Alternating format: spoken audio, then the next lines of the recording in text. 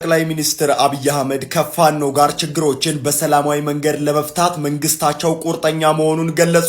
ጠቅላይ ሚኒስትሩ ካሳም ከፍለን ይቅርታም ጠይቀን ቢሆንም ከአማራ ህዝብ ጋር ችግር ካለ ችግሩን ለመፍታት ዝግጁነታቸውን ለአማራ ክልል ተወካዮች መግለጻቸው ተሰምቷል። ጠቅላይ ሚኒስትሩ በተለይም ደግሞ በአማራ ክልል ታጥቀው ከሚንቀሳቀሱ አካላት ጋር ለመወያየት ችግሮችን በሰላማዊ መንገድ ለመፍታት መንግስታቸው አሁንም ድረስ ፈቃደኛ መሆኑን ተናግረዋል።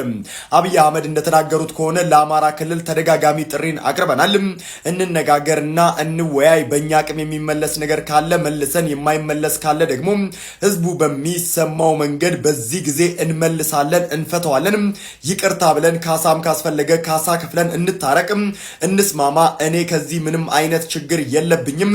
በጣም ደስ ይለኛል። ሰላም ነው የምፈልገው። በውስጣችን ያለውን ጉዳይ ብንፈታ ጥሩ ነው ሲሉ ለአማራ ክልል ተወካዮች መናገራቸውን ዶይቼ ቬለ የአማርኛው ክፍል መዘገቡን ተመልክተናል።